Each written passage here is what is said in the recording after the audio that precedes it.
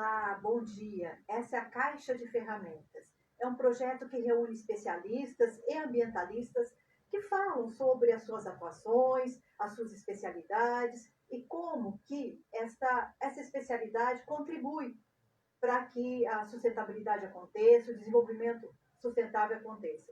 São mais de 30 especialistas que estão reunidos, compartilhando suas visões, suas atuações, para que a gente reconstrua o nosso futuro em bases mais sólidas, mais sustentáveis, né? E hoje o nosso tema é um tema assim, especial, importantíssimo, que chama-se Políticas Públicas para uma Cidade Mais Sustentável. E a pessoa que vai falar sobre isso é a melhor pessoa que podíamos imaginar. É o Dr. Gilberto Natalini.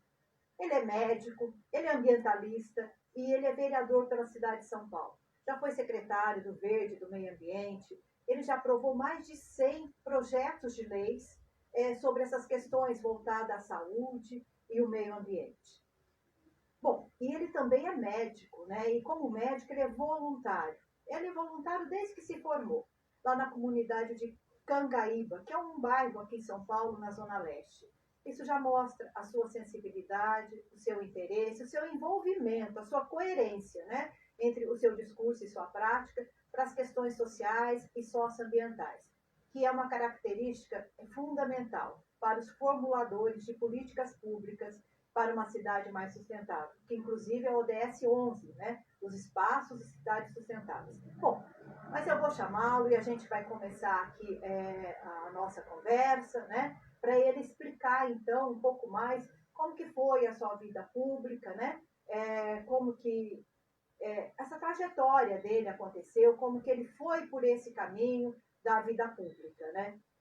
Bom, se eu for falar do Natalino, a gente vai ficar muito tempo falando sobre ele, né? Então, acho que é melhor a gente, né, pedir para que ele seja adicionado aqui e ele mesmo conte a sua experiência, né? Eu só estou dando um tempinho para que ele seja adicionado e a gente vai começar, então, essa conversa sobre políticas públicas para uma cidade mais sustentável, né? São Paulo é uma megalópole, tem, acho que deve ter em torno de 12 milhões de habitantes. E, claro, com a característica de ter ao seu redor cidades também com muita população, então a grande São Paulo acaba tendo mais de 20 milhões de habitantes. Isso, por si só, já é um grande desafio para os formuladores de políticas públicas, né?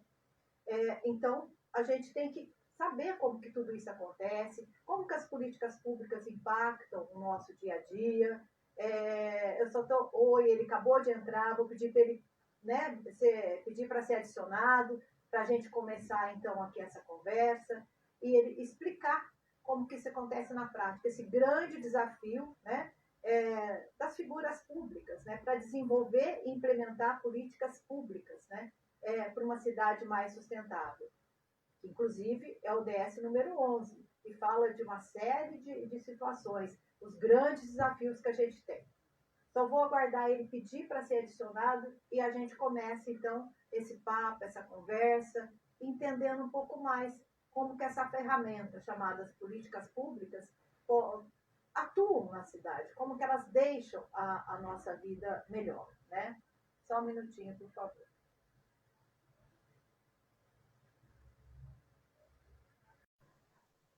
Eu estou aguardando ele ser adicionado aqui e a gente começa, então, a nossa conversa. Oi, bom dia! Bom dia, Marília. Tudo bem? Tudo bem, e você? Está ouvindo? Eu não estava ouvindo. Tá me ouvindo bem, vendo bem? Estou ouvindo bem, tudo certinho. E você? Está ouvindo bem? Também. Também, ótimo. Então estamos conectados. Sim. Doutor Gilberto, se eu fosse falar do seu currículo, eu ia gastar metade da live. A extensão e a intenção, né?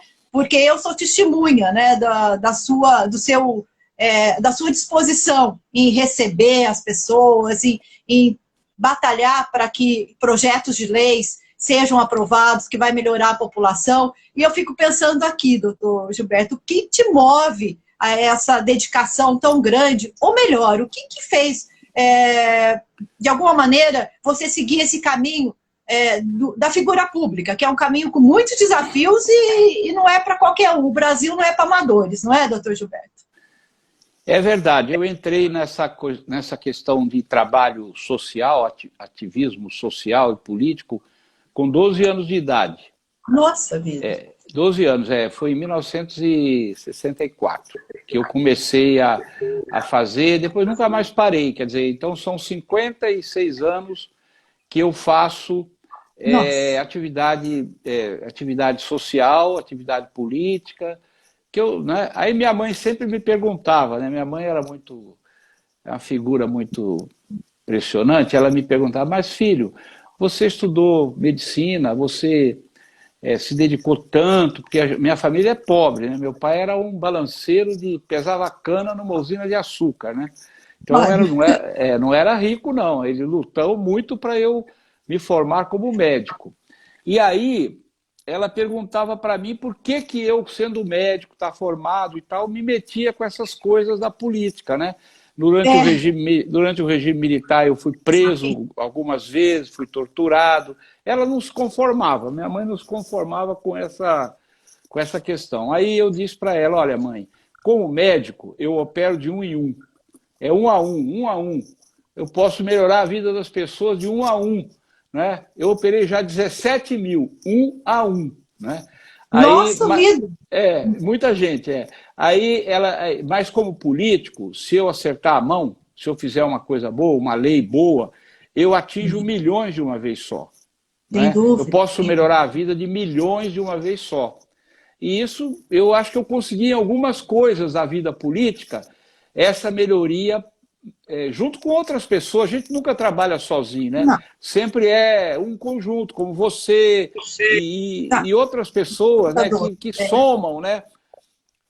A gente melhora a vida de milhões. Então, por isso eu faço medicina e faço também a vida política, eu faço as duas coisas juntos. Então foram 134, são 5 mandatos de vereador, né? Algumas secretarias que você assumiu durante algum tempo, e foram 134 projetos de leis aprovados. Foram apresentados foram mais de 400 apresentados e aprovados 134, porque eu imagino a dificuldade que toda a burocracia, o cidadão comum não tem ideia do esforço de Hércules, né, para se aprovar um projeto de lei. Então, eu queria, e são vários, a gente pode falar sobre todos eles, que impactam a nossa vida, né, de forma positiva. Tem algum projeto em especial que deu mais trabalho, ou que deu mais satisfação? Porque eu imagino que são filhos que de alguma maneira você vê nascer aí, né? Tem algum especial que você poderia compartilhar com a gente, essa trajetória? Tem sim. Os projetos de lei, quando eles são assim, meio água com açúcar, você não tem nenhum trabalho para aprovar. Aprova rapidamente, vai para a sanção, o prefeito sanciona. Agora, os projetos de lei que impactam mais a vida da cidade, que modificam a vida da cidade, né? Às vezes atinge algum setor de interesse econômico, e aí o prefeito fica numa corda bamba. Então, a gente tem mais dificuldade de formular o projeto, de escrever. A gente tem mais dificuldade para fazer tramitar dentro da Câmara, porque tem, às vezes, a oposição de partidos ou de pessoas contra aquele projeto. A gente tem dificuldade de aprovar o projeto, de pôr em votação, não é uma coisa fácil. Sanção do prefeito, ele tem que sancionar, então tem que conquistar a sanção do prefeito, por pressão ou por convencimento, e depois ele tem que regulamentar a lei, fazer um decreto de regulamentação e, em seguida, pôr a lei em funcionamento. Então, é um parto distóxico, é muito difícil. Agora, eu tenho algumas leis que eu tenho muito carinho. Por exemplo, a lei de lavar as ruas de São Paulo com água de reuso, que já foi em 2004, ela foi sancionada e implementada, e está aí hoje. São Paulo não lava as suas ruas com água potável. Compra da Sabesp água que foi produto do tratamento sanitário de esgoto, que é muito mais barato, era 5 vezes mais barato, acho que continua sendo, do que água potável, e economizou muitos e muitos e muitos e muitos bilhões de litros de água potável nesse período que a lei está valendo. Então, essa lei, para mim, é uma coisa assim, é uma marca que a gente deixa no mandato de questão ambiental, questão de saúde pública para a cidade. Essa é uma. Na saúde também tem. Lei, por exemplo, a lei que eu fiz de atenção aos pacientes com psoríase, também eu tenho muito carinho por ela, porque hoje a gente tem cinco centros de referência de tratamento, acolhimento e tratamento a pessoas com psoríase, de quando a lei foi aprovada para cá, não tinha nada. A doença não era nem falada, 2% da população tem psoríase, ou seja, em São Paulo, isso dá 250 mil pessoas têm a doença em São Paulo.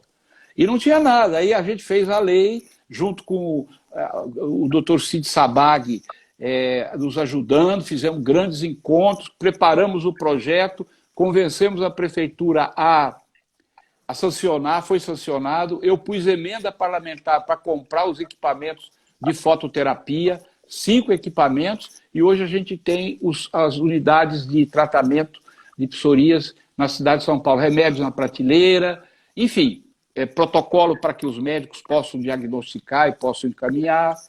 Dá felicidade isso, né? Claro. É o que eu falava para minha mãe, né? Milhões que a gente atinge, né? Sim, essa visão voltada para o coletivo, que eu acho que move muitas figuras públicas, claro, figuras públicas comprometidas com aquilo com as suas promessas de campanha e tudo mais. E teve também, você passou pela Secretaria do Verde, Meio Ambiente, um período, né? Então saiu de alguma maneira do legislativo e foi para o executivo, né? E tem alguma diferença entre ser legislativo e executivo? Porque o executivo executa as leis, né? Muita diferença. O executivo é que tem a caneta para colocar as leis em prática. Se o executivo tiver má vontade, nada é feito. O parlamentar, ele tem que produzir a lei, ele tem que fiscalizar o executivo e ele tem que ser um intermediário entre a vontade, a demanda popular e o poder executivo. Esse é o que o parlamentar, essas 3 coisas. O poder executivo, como o nome diz, executa. Eu fui secretário 3 vezes na minha vida.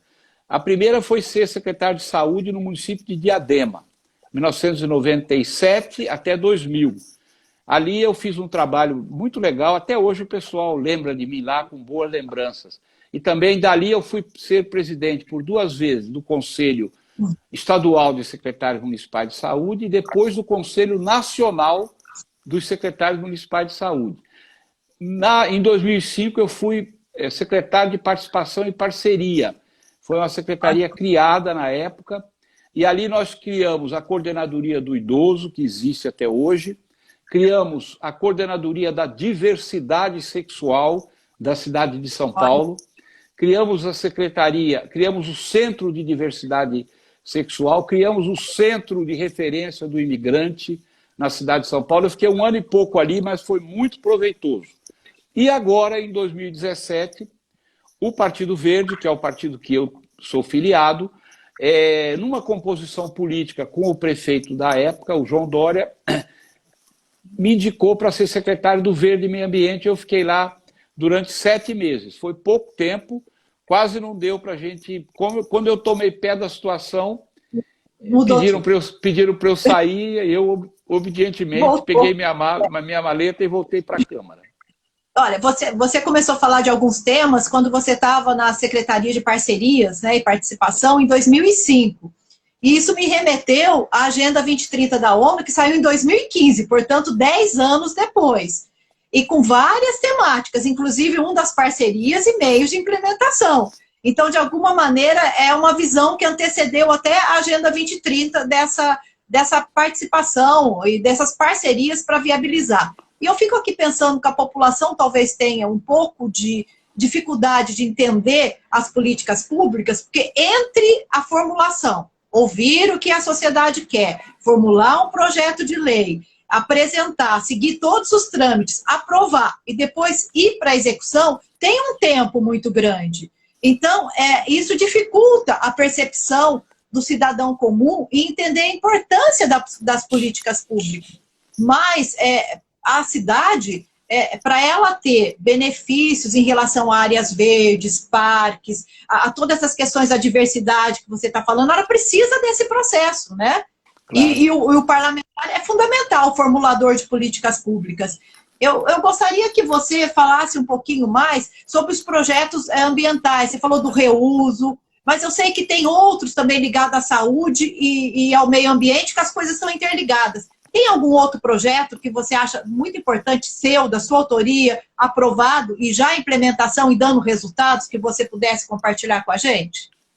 Tem sim. Por exemplo, eu tenho projetos de criação de parques. Então, por exemplo, o Parque Orlando Vilas Boas, na Vila Leopoldina, é um projeto de lei de minha autoria que criou aquele parque. Beleza. Esse parque foi criado, foi aberto, foi inaugurado, o povo estava usando, até que houve uma loucura lá, inventaram que tinha uma contaminação no parque. Uma juíza deu uma liminar, fechou o parque. O parque está há 5 anos fechado e já está provado e comprovado que não havia nenhuma contaminação na área do parque, mas é lei minha e foi criado o parque.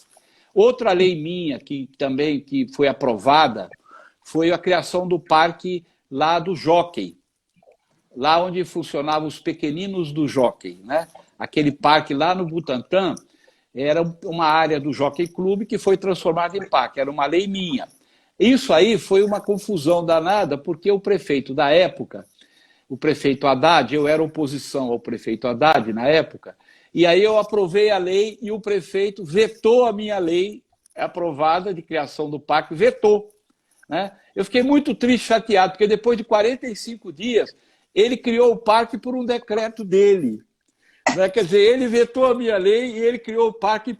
Aí eu falei, gente, o parque é um filho bonito que a cidade ganhou. O pai pode ser eu, pode ser ele, não tem problema. É importante que o filho seja entregue para a sociedade, mas é uma lei minha de criação, Outra lei que eu fiz, que foi também, começou a ser aplicada e depois foi relaxando, e hoje está muito relaxada, a prefeitura não está cumprindo, é a lei de reaproveitamento de madeira de poda de árvore. São muitas toneladas, muitas, Marilena, de madeira de poda de árvore. A minha lei proibia jogar isso no aterro. Reaproveitava ou para fazer carvão briquet, ou para fazer compostagem para jogar nos jardins, nas praças. E chegou um período, numa gestão anterior, lá atrás, quando o Eduardo Jorge era secretário, que a gente conseguiu reaproveitar 65% da madeira de poda de árvore da cidade. Aí entrou o próximo prefeito e praticamente, hoje eu acho que não chega a 20% da madeira de poda de árvore. Eu tive, inclusive, que entrar no Ministério Público pedindo, né, para obrigar a prefeitura e tal, o processo rolando lá, a cumprir a lei, porque esse é um outro problema. Às vezes você tem a lei é boa, mas o Poder Executivo finge que não vê e descumpre a lei. A gente tem que ir para a Justiça para obrigar o prefeito a cumprir uma lei que é boa para a cidade. Então, é uma lei Quer ver uma lei legal da área médica, que eu acho que eu tenho um orgulho enorme, é a lei de atenção aos pacientes com doenças raras. Nós aprovamos a lei, essa é uma maravilhosa. Aprovamos a lei, construímos a lei com todo o pessoal. Aí é o pessoal das doenças raras, as associações são muito organizadas. Tem uma Federação Brasileira das Doenças Raras. O presidente é o Tony, ele é presidente da Casa Hunter, Tony Dyer, ele é o presidente da federação. Nos ajudaram muito, escrevemos, conseguimos a sanção, negociando com a Secretaria de Saúde, regulamentação e agora está em fase de implantação. Para você ter uma ideia, essa lei prevê a criação em São Paulo de um centro de referência para acolhimento e tratamento das pessoas com doenças raras. São 8.000 doenças raras catalogadas pela medicina. É um pessoal que tem um sofrimento grande. Eu fico pensando o seguinte, o fato de você ser médico e ambientalista é um casamento perfeito, porque você é o homem com o meio ambiente, né? Entende? É o homem com o meio ambiente. E a saúde dos dois, a saúde da pessoa e do ambiente que ele vive, né? Então, por isso que eu acho que essa sensibilidade sua em sentir o que a população precisa, né? E caminhar nesse caminho. Eu queria que você falasse, eu vi que você também tem projetos, ou atua também, na questão das comunidades estrangeiras, nas questões da educação, da criança. Eu queria que você falasse, porque ter uma cidade sustentável é ter pessoas saudáveis, né? E para você ter pessoas saudáveis, você precisa de questões sociais e ambientais. Queria que você falasse um pouquinho também da sua atuação nessas áreas voltadas à educação, à criança, às comunidades estrangeiras. Eu desde recém-formado que eu entendi que não é possível ter saúde, o ser humano, se ele viver num ambiente que não seja saudável. Então, desde aquela época, já jovenzinho, na residência médica e depois na periferia, você sabe que eu faço aquele voluntariado médico na Igreja Bom Jesus do Cangaíba. Há 45 anos eu vou lá todo sábado. Agora nós não estamos indo por causa da pandemia. Mas eu quero que você conte essa experiência também, que eu acho... É um voluntariado, A gente resolve. Sabe o que eu quero destacar? Pelo seguinte, porque é a coerência. Tem muitas pessoas que ficam muito do discurso. Agora, quando você tem o discurso e a prática, mostra a sua coerência. E o voluntariado, eu acho que ele já imprime na pessoa esse olhar pelo outro, a empatia. Então, eu quero parabenizar você por... Desde os anos, assim que você foi formado, acho que mais de 50 anos isso, né?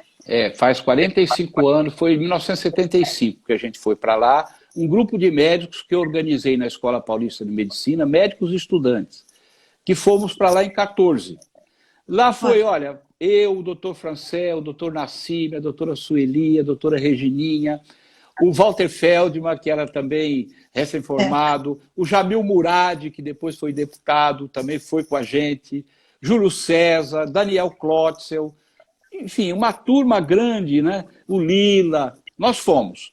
E começamos a fazer um trabalho de atendimento médico num ambulatório no fundo da Igreja Bom Jesus do Cangaíba. Quem quiser ir lá visitar, a hora que passar a pandemia, sábado de manhã, eu chego lá às 7h30 da manhã, eu estou lá atendendo.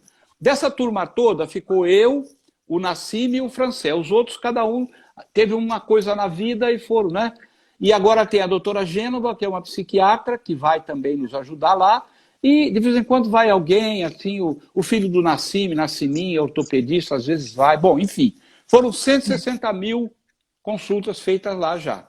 E eu operei naquele fundo de igreja ali, 2.980 pessoas. Eu fiz ali cirurgias pequenas e médias naquele fundo de igreja. Então é um trabalho muito... Tem até um livro, chama Os Médicos do Cangaíba, que a Judite Patarra escreveu, que está no meu site, nataline.com.br.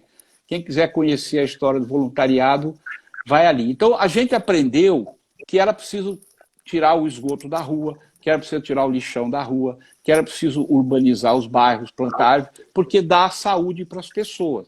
E aí foi o meu lado médico com o lado ambiental. Foi um casamento que nunca mais teve divórcio. A gente até hoje sabe disso. Você sabe, né? Você sabe que o número de tumores, todas as pessoas que estão eventualmente nos assistindo sabem que o número de tumores, malignos, de câncer nos seres humanos tem aumentado muito, muito, muito por conta da comida. As pessoas comem o veneninho do agrotóxico. Ou por conta da poluição do ar, dos particulados de enxofre, que também produzem alterações no organismo e produzem tumores. Então, olha só, o ar que a gente respira e a comida que a gente come. Então, a nossa luta contra os agrotóxicos é enorme, ou mesmo contra a poluição do ar aqui em São Paulo. Você sabe, nós fizemos uma lei, primeiro em 2009, o Eduardo Jorge mandou uma lei para a Câmara, eu ajudei muito, foi a lei das mudanças climáticas, que dava um prazo... Lembra disso? Você participou das audiências, você é uma figura altamente participativa e emblemática na questão ambiental da cidade e do país. A gente tem um respeito enorme pela sua pessoa, você sabe disso, né? Eu sou uma dinossauro da sustentabilidade. É uma dinossauro jovenzinha, Olha só, a lei não foi cumprida, aquela lei, o artigo 50 da Lei de Mudança do Clima não foi cumprido. 2018 chegou e não tinham feito nada. Aí nós fizemos uma lei em 2017, que eu voltei para a Câmara, fizemos uma outra lei, eu tive participação, fizemos o substitutivo no PL 300, que estava lá na Câmara, e aprovamos uma lei muito discutida, muito conversada, dando prazo até 2027 para um monte de diminuição de poluição e de gás de efeito estufa, e até 2037 praticamente zerar. Até hoje, a Prefeitura de São Paulo, para dizer que não fez nada, a Prefeitura, uma das empresas, comprou 15 ônibus elétricos. Mas nós tínhamos aqui, já que o Eduardo Jorge implantou a Ecofrota, com 1.500 ônibus, foi acabada a Ecofrota, voltou tudo para o diesel. Era diesel com biodiesel, voltou tudo para o diesel. Né? Enfim, a cidade tem a lei está escrita, tem prazo e a lei não está sendo desenvolvida porque a prefeitura alega que por questões econômicas e as empresas de ônibus e os produtores, aqueles que produzem os ônibus, né, não se juntam para ir buscar um financiamento para comprar os danadinhos dos ônibus elétricos que vai tirar o diesel e vai tirar a poluição do ar. A gente fica triste porque nós tivemos um trabalho danado para aprovar a lei e eles não estão cumprindo a lei. É mais uma coisa que vai para a justiça, com certeza, porque... Né?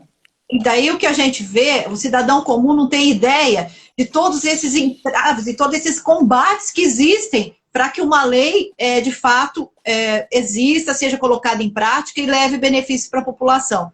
Que tem o antes, o durante e o após. E a vigilância total, a vigilância sempre, né? E você falou em mudanças climáticas. Você também, acho que já faz uns 19 anos, né? Que faz a conferência da produção mais limpa e das mudanças climáticas da cidade de São Paulo.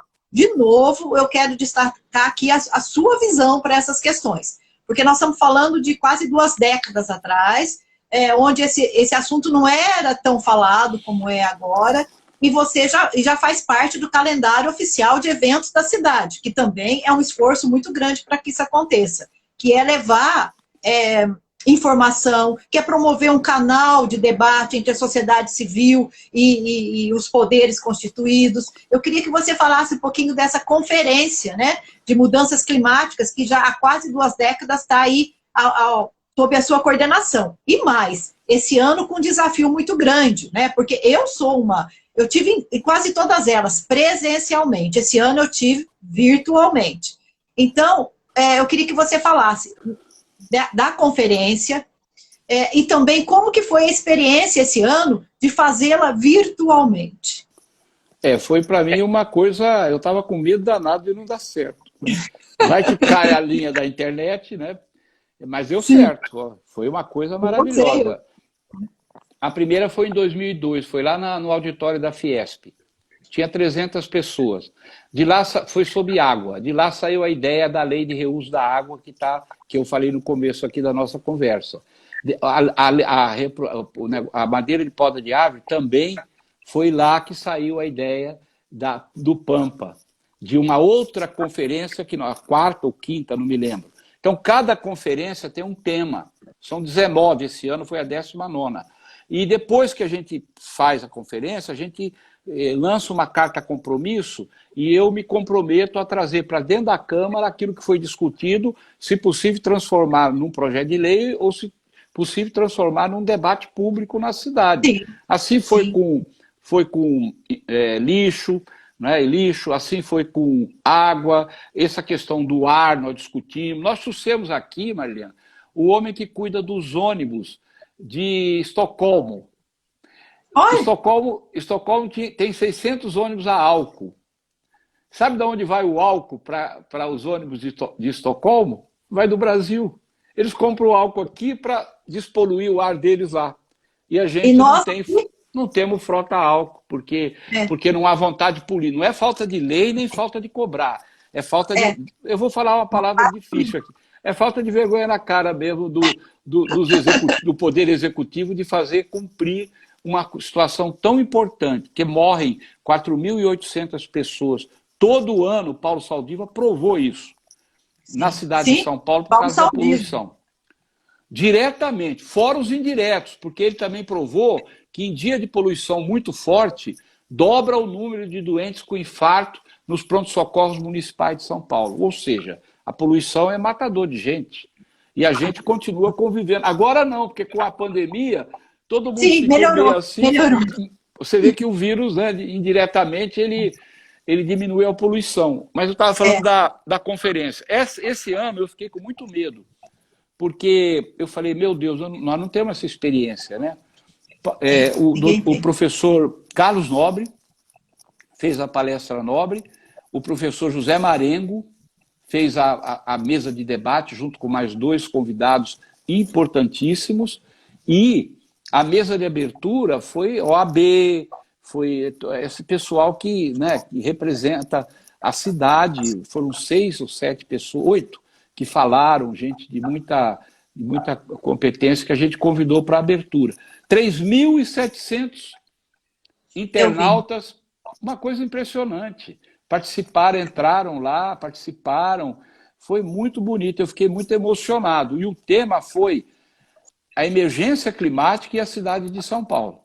Porque nós estamos em emergência climática. Você vê as chuvas que dão aqui no verão, né? A quantidade de pessoas que sofrem, cada vez mais a enchente é maior, atinge mais gente e atinge mais lugares. Cada vez mais as chuvas são mais violentas. Ou então, as estiagens, quando vêm, elas vêm para arrasar. Né? 2014, você lembra, né? Como foi a estiagem. Sim, o estresse hídrico. Que a cidade viveu. Em 2014, vivemos a crise hídrica aqui em São Paulo. Foi muito grave, né? Então, você lembra de tudo. Nós lembramos, né? Aí você vê, nós fizemos uma lei em 2014, eu reuni todos os projetos de lei de todos os vereadores sobre água. 72. Pedi autorização a todos, 72 projetos, para juntar todos numa lei só, chamada Pacote da Água. Aprovamos na Câmara, foi sancionado pelo então prefeito, e de lá para cá, nunca a prefeitura implantou uma vírgula da lei do Pacote da Água. Entre outras coisas que ele prevê aproveitamento de água de chuva nos próprios públicos, nas escolas, nas unidades de saúde, né? Eu não sei se você sabe, aqui na minha casa, eu recolho 5.000 litros de água de chuva em cada chuva forte que dá. Eu puxo da calha e eu tenho... Então, é facílimo. Sabe quanto custou isso para eu fazer aqui? R$700 custou. Então... Comprei as bombonas de azeitona, lavei bem, pintei direitinho. E por que o poder público não faz isso, não recolhe água para lavar as coisas nas escolas, nas creches, enfim, nos hospitais, certo? O que eu penso também, doutor Gilberto, é o seguinte: a população ela tem que ter mais informação e ser mais atuante também, né? Porque existe um esforço muito grande em se elaborar projetos, aprovar projetos, e depois, na hora de colocar em execução, aquilo não acontecer. Então, acho que a sociedade também tem que ser mais atenta. Eu acho que o que a gente está vivendo, a gente já vinha vivendo questões muito delicadas em relação às mudanças climáticas, né? Agora, com a pandemia, ficou mais claro, na minha opinião, como tudo está interligado. Então, eu acho um pouco impossível as pessoas não prestarem atenção no que acontece ao seu redor. E acho que elas também estão descobrindo que elas podem, de alguma maneira, mudarem seus hábitos, pressionarem, falarem mais com seus representantes, para fazer uma vigília maior sobre as políticas públicas que vão impactar a cidade que elas moram, né? Então, eu espero que desse sofrimento todo que a gente está vivendo, saiam pessoas melhores e mais atentas com o que está acontecendo. E eu queria também pedir para você, falasse um pouquinho sobre a sua visão sobre os cenários futuros, pós-pandemia, né? Alongando já essa minha fala, né? Será que todo esse sofrimento que a humanidade está passando, está tendo tempo, está sentindo na pele, a gente sabe que isso vai impactar muito. Mesmo aqueles que têm um olhar puramente material, vão ser impactados na parte material também. E está tudo interligado. A gente sabe que as questões ambientais e sociais, elas são conjuntas. Uma coisa impacta a outra, né? A saúde e o meio ambiente são conjuntos. Qual que é a sua visão sobre um cenário futuro pós-pandemia em relação às políticas públicas? Será que a população vai tomar mais consciência, vai se envolver mais, vai cobrar mais dos seus parlamentares, vai conseguir separar o joio do trigo, porque eu vejo um discurso, mas esse discurso eu vejo desde que eu era jovem, viu, doutor Gilberto? Ai, porque é elite, ai, porque é sociedade, mas elite, sociedade, somos nós. É porque o governo, mas o governo, num país democrático, somos nós que elegemos, né? Então, quando é que a sociedade vai chamar para si também a sua responsabilidade de ser mais atuante, mais vigilante? Como que nós vamos sair desse cenário de pandemia em relação à nossa consciência às políticas públicas? Então, o meu trabalho, desde que eu me entendo por gente, o seu também, que eu sei como você e de alguns milhares de pessoas assim parecidas com a gente, é exatamente futucar as pessoas, cutucar as pessoas, não é? Para que as pessoas ganhem exatamente essa visão que você acabou de falar. Eu não vou dizer que nós estamos na estaca zero, porque nós não estamos, avançou muito. A consciência é que a consciência social ela é um processo muito difícil, muito demorado, né? Você vê a questão do racismo. Século XXI, os Estados Unidos parados em manifestação por causa daquela morte horrorosa daquele rapaz estrangulado lá pela perna do... Então, quer dizer, a sociedade, ela vai, ela vem. E o meio ambiente, eu sempre brinco, Marlene, eu não sei se você concorda comigo, ele é o último que fala e o primeiro que apanha.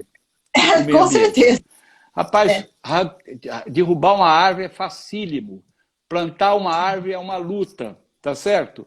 Jogar uma sujeira no chão, na rua, é facílimo. Tirar um lixo da rua é complexo. Então, essa questão... Agora, o humano, eu acho que o que o vírus fez foi mostrar para nós como nós somos frágeis. Sim, mortais. Né? Uma porcaria de um bichinho nanoscópico, tá certo? A gente nem enxerga. Não, nem comigo. O eletrônico tem dificuldade de enxergar. Né? Sabe-se Deus de onde esse bichinho saiu? Eu acho que ele saiu de um desequilíbrio ecológico lá no centro da China, lá naquele lugar, com aquela história dos morcegos.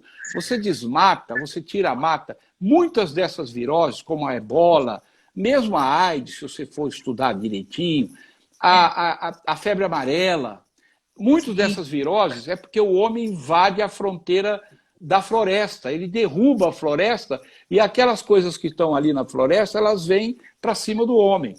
Dizem, Marilena, não sei se é verdade, eu não sou cientista, né, eu sou estudioso, dizem que quando degelar, com o aquecimento global, degelar as calotas, principalmente do Polo Norte, a quantidade de seres que estão congelados ali, que vão ser liberados, que causar agravos na saúde humana, é muito grande. Eu espero que isso não seja confirmado, mas parece que tem muito fundo de verdade nisso. Então, eu acho que o exemplo dessa virose, ele tem uma dupla face. Primeiro, a fragilidade da vida humana. Eu, como médico, posso dizer isso. O cara está bem, está aqui, dá 2 pulinhos, infarto bate, o cara vai para o velório. Então, a fragilidade da vida humana, né? Como dizia Aldir Blanc, que morreu, inclusive, de Covid, né? Mais alto é o coco, mais alto o coqueiro, maior é a queda do coco afinal. Todo mundo é igual quando a vida termina, com terra por cima e na horizontal. Esse é um exemplo, é um samba dele. É um exemplo, é do Aldir Blanc. Aquilo era um sábio, um homem, né? Com uma pena ter falecido ele. Mas eu quero dizer assim, então, esse é um ganho que eu acho que a gente vai ter de nós sabermos das nossas limitações. Porque todo mundo achava que era o todo-poderoso. Né? Os ricos, então, acham que pode tudo, né? Vão morar no Marte e tal. Bom, segunda coisa que eu acho que é importante foi que a ciência foi valorizada. Né? Embora aqui no Brasil, o nosso presidente fala que a ciência é tudo, não sei o quê, né? Ele e uma turminha, mas a ciência foi valorizada. Né? Sim. A busca da vacina mostra que a ciência ainda é um esteio da humanidade. Né? Sem dúvida. Você concorda? Totalmente. A relação nossa com a natureza. Você vê, quando a gente parou de mexer muito, melhorou o mar, melhorou o ar. Né? As coisas ficaram mais suaves do ponto de vista do meio ambiente, porque então mostrou que a atividade econômica nossa, a nossa vida de consumo alocada como ela vai destruindo o planeta de forma burra. Porque se você destruir a sua casa, você não tem onde morar. E nós só temos esse planetinha aqui para morar. E você vê a quantidade de plástico que tem no mar? Mar enorme, enorme. Concorda? O homem parece que estava matando a galinha de ovos de ouro, né? Então, a ganância dele... e sabe o que mais me aborrece? É que existem tecnologias para a gente viver diferente, né? O que os ambientalistas dizem muito é que existem formas melhores de você viver. O ambientalista defende a vida, né? Você falou da ciência, né? E vou entender ciência como tecnologia. Já existe ciência suficiente para mostrar os riscos de continuar vivendo da forma como a gente vive, né? E já existe também modos operantes para você mudar tudo isso. O que a gente tem que fazer é uma transição. E essa transição é que está demorando muito. Essa transição que está pondo em perigo o nosso futuro comum, né?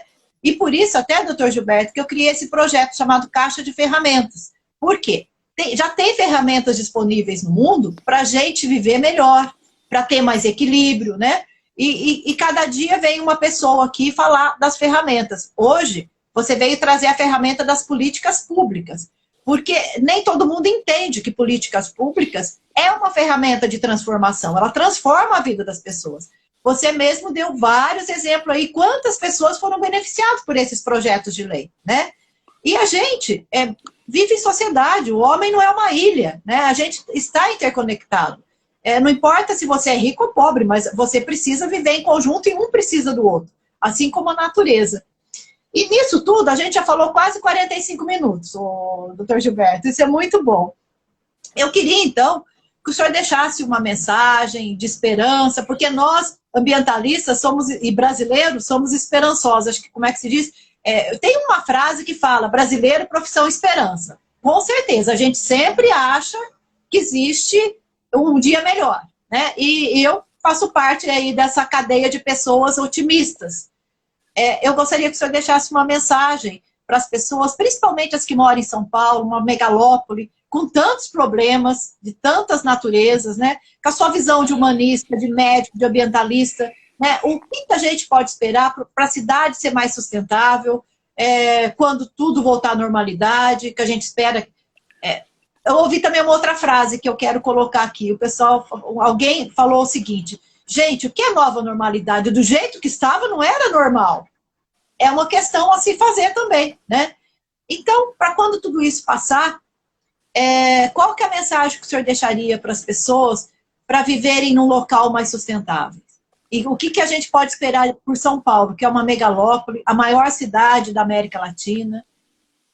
O que a gente espera nesse sentido de uma cidade mais sustentável? O que a gente pode esperar ou fazer para que isso aconteça?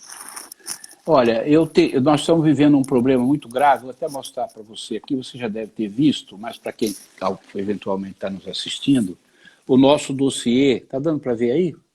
Dá sim. O nosso dossiê da destruição das matas da cidade de São Paulo, né? Agora, dos remanescentes, agora, de alguns anos para cá. É uma destruição criminosa, mortal, brutal, que está acontecendo. O poder público não está tomando providência. E o pior é que essa destruição das matas está se dando no local onde produz água para a maior represa de São Paulo, que abastece 4 milhões de pessoas com água. Eu estou muito preocupado com isso, muito. E agora, durante a pandemia, não parou, piorou. Eles aproveitaram a pandemia para derrubar mais, para pôr fogo. Eles estão... já são 7 milhões de metros quadrados de árvores jogadas no chão, e se eles venderem tudo, são criminosos, eles vão arrecadar 2 bilhões de reais de dinheiro sujo, dinheiro de loteamento criminoso nas áreas de mananciais da cidade. Isso aqui, com a pandemia, a gente não teve nenhum sinal positivo de melhora, infelizmente. Mas isso é uma luta... uma parte da nossa luta, certo? Sim. O que eu queria dizer a você, se as pessoas caírem no real e entenderem que para a gente viver, a gente pode consumir, pode comprar, pode ter renda, pode ter lucro, tem que ter emprego, tem que ter salário, quer dizer, tem que viver trabalhando com dignidade, usufruindo, mas tem uma palavra-chave aí. Tem que ser feito de uma forma sustentável. Quer dizer, nós não podemos destruir tudo para poder ganhar a nossa vida e viver. Nós não podemos, nós não temos esse direito. Então, se a gente sai da pandemia com um nível de consciência um pouco melhor e as pessoas entendem que precisa defender um pouco mais o lugar onde eles vivem para se tornar o lugar mais verde, proteger as nascentes que existem, né? Jogar menos poluição para o ar, né? Enfim, mudar o estilo de relação que a gente tem com a natureza, entendeu? O lixo tem que ter... Eu tenho um projeto de lei na Câmara que, se for aprovado, o projeto de logística reversa, ele vai revolucionar o lixo em São Paulo. Nós vamos ter de 17 mil toneladas hoje, vai passar para 2 mil toneladas, porque a grande parte do lixo vai voltar para quem produz para reaproveitar, para as próprias empresas. É uma lei, vai ser difícil, hein? Então, o meu recado final, queria dizer, é que nós possamos dar um salto na consciência, né? Está escrito na encíclica do Papa Francisco, né? A nossa casa comum, cuidar da nossa casa comum. A nossa casa comum aqui é a cidade de São Paulo. Então a gente precisa aprender a cuidar melhor dela, porque cuidando dela nós estamos cuidando demais. E para encerrar, Marilena, eu queria deixar aqui o meu abraço a você e deixar público um elogio à sua pessoa. Você é uma mulher, olha, por favor, você é uma mulher que tem uma garra de luta, de conscientizar, de levar as coisas boas, de levar as boas mensagens, de cobrar. É um exemplo de vida para todos nós, a sua militância e do teu grupo. Você tem o Instituto Mais, tem um grupo de pessoas. Eu participo de todos, eu me sinto obrigado a ir nos eventos que você tem, pela qualidade dos eventos, pelos parceiros. Então você é uma pessoa que, vamos dizer assim, acrescenta muito na luta por uma São Paulo mais sustentável. Parabéns pelo teu trabalho. Sou um grande admirador do seu trabalho, da sua pessoa. Tá bom? Um abraço. É recíproco. Então. Eu gostaria de agradecer, eu sei que tem uma agenda enorme, acho que hoje mesmo você vai estar na Gazeta, em 2 horários, não é isso? Não, hoje às 22 horas. Foi ontem, 7 horas da manhã, e agora hoje às 22 horas na TV Gazeta. Então, entre uma e outra, achou um tempinho para falar com a gente aqui. Também, eu sou testemunha também do seu ativismo, e o nosso ativismo é um ativismo para o coletivo, porque se o meio ambiente melhorar, todos nós saímos ganhando, né? É algo que não vai...